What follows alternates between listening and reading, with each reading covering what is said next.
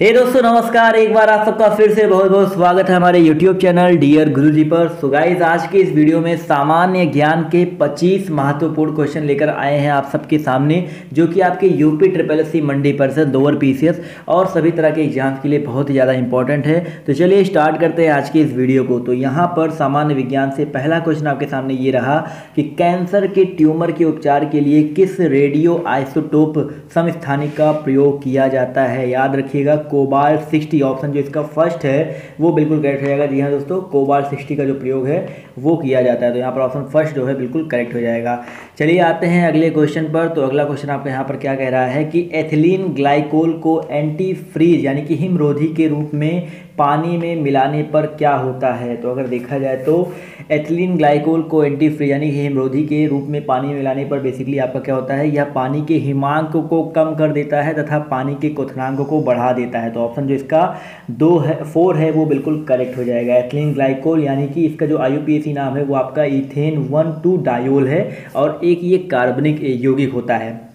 Question number आपका 3 कह रहा है समुद्र जल के रंग नीले रंग का होने का क्या कारण है। समुद्री जल का जो रंग है, नीला रंग है, उसका बेसिकली कारण क्या है। तो उसका कारण क्या होता है, उसका कारण होता है पानी द्वारा रोशनी का छितराव। जी हाँ दोस्तों, ऑप्शन जो इसका B है वो बिल्कुल करेक्ट हो जाएगा। समुद्री जल के नीला रंग होने का कारण यह है कि पानी द्वारा रोशनी का छितराव का मतलब होता है फैलना, रोशनी का फैलना, यानी कि ऑप्शन जो इसका 2 है वो बिल्कुल करेक्ट हो जाएगा। क्वेश्चन नंबर आपका 4 कह रहा है कि किसके प्रयोग के जरिए धातु की उच्च शुद्धता प्राप्त की जा सकती है।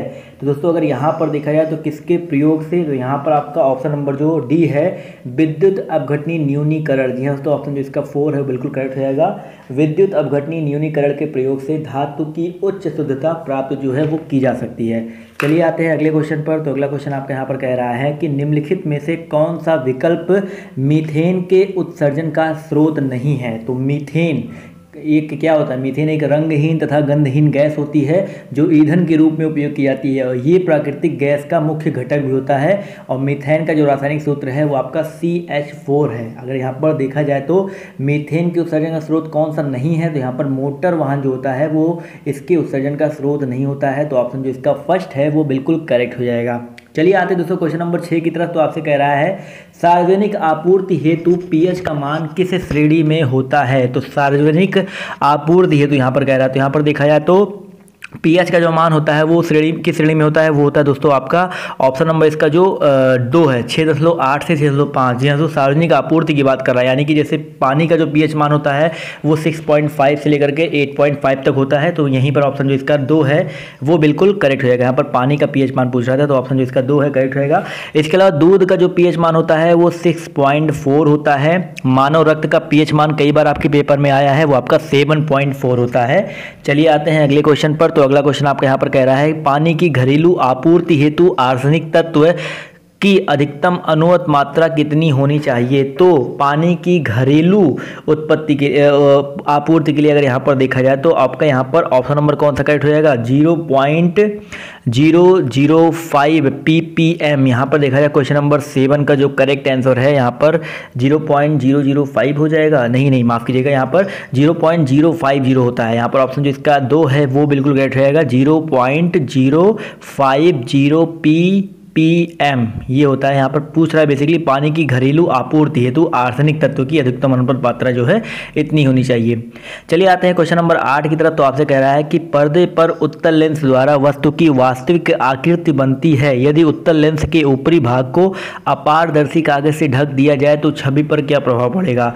तो कॉन्वेक्स लेंस की बात कर रहा है यहाँ पर। तो यदि उत्तल लेंस के ऊपरी भाग को हम लोग अपारदर्शी कागज से ढक देते हैं तो छवि पर वस्तु की जो पूर्ण छवि है वो प्राप्त होगी, परंतु उसकी तीव्रता जो है वो कम हो जाएगी। यानी कि देखा जाए तो ऑप्शन जो इसका D है उसकी तीव्रता कम हो जाएगी, ये बिल्कुल करेक्ट रहेगा। उत्तल लेंस जो होता है यानी कि कॉन्वेक्स लेंस क्या होता है, वो लेंस जो दिखने में किनारों पर पतले तथा मध्य में मोटे होते हैं उनको हम लोग उत्तल लेंस कहते हैं। चलिए आते हैं क्वेश्चन नंबर 9 की तरफ। तो आपसे यहाँ पर कह रहा है स्थिर गति से दौड़ रही एक रेलगाड़ी में बैठा यात्री लंबवत ऊपर की दिशा में गेंद फेंकता है, वह गेंद कहाँ गिरेगी। तो यहाँ पर अगर देखा जाए तो वो गेंद कहाँ गिरेगी, बेसिकली वो गेंद यात्री के हाथों में ही आकर के गिरेगी। कई बार ये क्वेश्चन आपसे पूछा जा चुका है। तो ऑप्शन जो इसका फर्स्ट है वो बिल्कुल करेक्ट हो जाएगा। समझ गए, या जब गेंद उछालेगा तो उसी हाथ में ही आकर के पुनः गिरेगी। क्वेश्चन नंबर आपका 10 कह रहा है प्रत्यावर्ती धारा यानी कि AC को डीसी धारा में, दिष्ट धारा में या एक दिश धारा यानी कि डीसी धारा में किसके प्रयोग के जरिए परिवर्तित किया जाता है? तो याद रखिएगा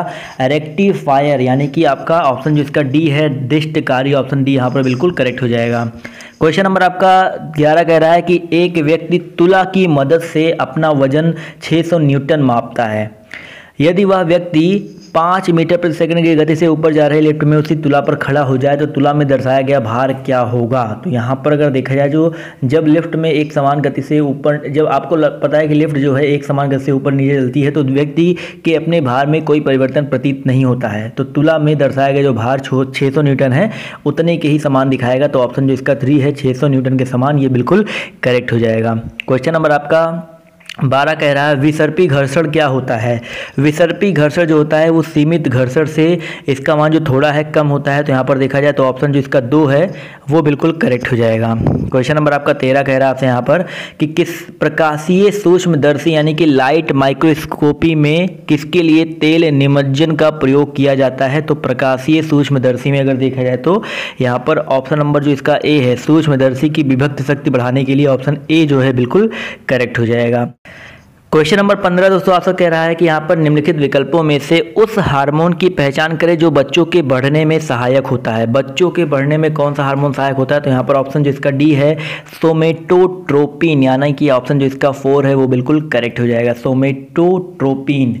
चलिए आते हैं अगले क्वेश्चन पर। तो अगला क्वेश्चन आपका कह रहा है कि निम्नलिखित पशुओं में से कौन सा पशु स्तनधारी प्राणी समूह का नहीं है? तो यहाँ पर अगर देखा जाए कौन सा पशु स्तनधारी प्राणी समूह का नहीं है तो ऑप्शन नंबर इसका जो ए है स्कोलियोडॉन, यानी कि ऑप्शन नंबर इसका जो बी है स्कोलियोडॉन, ये बिल्कुल करेक्ट हो जाएगा। स्कोलियोडॉन जो है ये पशु स्तनपायी प्राणी समूह का नहीं होता है। चलिए आते हैं अगले क्वेश्चन पर। तो अगला क्वेश्चन आपका कह रहा है कि संतुलित आहार में भोजन के किस अवयव से अधिकतम ऊर्जा प्राप्त होती है? तो संतुलित आहार में पूछ रहा है यहाँ पर। तो यहाँ पर देखा जाए तो इसका ऑप्शन नंबर डी हो जाएगा कार्बोहाइड्रेट। जी हाँ दोस्तों, कार्बोहाइड्रेट स्वस्थ आहार का एक अनिवार्य हिस्सा होता है और यह आपके शरीर को अधिक ऊर्जा प्रदान करता है जिससे शरीर ठीक से काम करता है। चलिए आते हैं अगले क्वेश्चन पर। तो अगला क्वेश्चन कह रहा है कि रक्त स्कंदन विकार किसकी कमी के कारण होता है?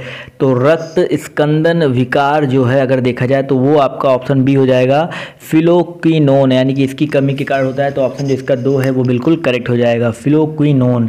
चलिए आते हैं क्वेश्चन नंबर 19 पर।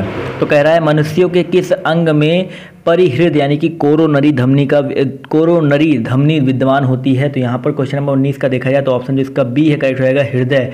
ऑप्शन बी यहाँ पर बिल्कुल करेक्ट हो जाएगा। कोरोनरी धमनी जो होता है ये हृदय रोग ये बेसिकली कोरोनरी हृदय रोग यानी कि CHT एक गंभीर अवस्था होती है। इसमें हृदय को ऑक्सीजन और पोषक तत्व युक्त रक्त पहुँचाने वाली धमनियाँ क्षतिग्रस्त या रोगग्रस्त हो जाती है। चलिए आते हैं अगले क्वेश्चन पर। तो अगला क्वेश्चन आपका कह रहा है कि निम्नलिखित में से कौन सा हार्मोन पीयूष ग्रंथि से स्रावित नहीं होता है? तो पीयूष ग्रंथि से कौन सा ग्रंथि नहीं होता है? तो यहाँ पर देखा जाए तो ऑप्शन ए सेक्रेटिन, ये बिल्कुल करेक्ट हो जाएगा। जी हाँ दोस्तों, ऑप्शन ए यहाँ पर बिल्कुल करेक्ट होगा। सेक्रेटिन जो होता है वो हार्मोन पीयूष ग्रंथि से स्रावित नहीं होता है। पीयूष ग्रंथि एक अंतःस्रावी ग्रंथि है जिसका आकार एक मटर के दाने जैसा होता है और वजन 0.5 ग्राम होता है।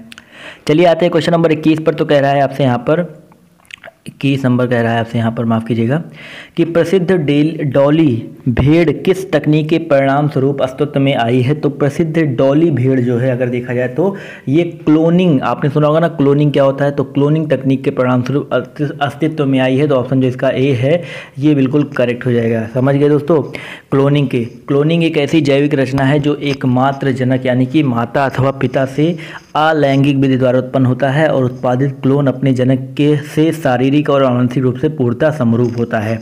चलिए आते हैं अगले क्वेश्चन पर। तो क्वेश्चन नंबर आपका 22 कह रहा है यहाँ पर कि भोजन के किस अवयव का सकल कैलोरीफिक मान यहाँ पर कह रहा है, यहाँ पर कह रहा है कि सर्वाधिक होना है। कैलोरीफिक मान जो होता है सर्वाधिक होता है। तो यहाँ पर देखा जाए तो ऑप्शन नंबर क्वेश्चन नंबर 22 का कौन सा करेक्ट हो जाएगा? ऑप्शन सी करेक्ट हो जाएगा, वसा का जो आपका कैलोरीफिक मान होता है वो सर्वाधिक होता है। तो ऑप्शन जो इसका सी है वो बिल्कुल करेक्ट हो जाएगा। चलिए आते हैं क्वेश्चन नंबर 23 की ओर। तो आपसे कह रहा है कि क्षय रोग से बच्चों को सुरक्षित रखने के लिए कौन सा टीका दिया जाता है? तो क्षय रोग से बच्चों को सुरक्षित रखने के लिए कौन सा टीका दिया जाता है?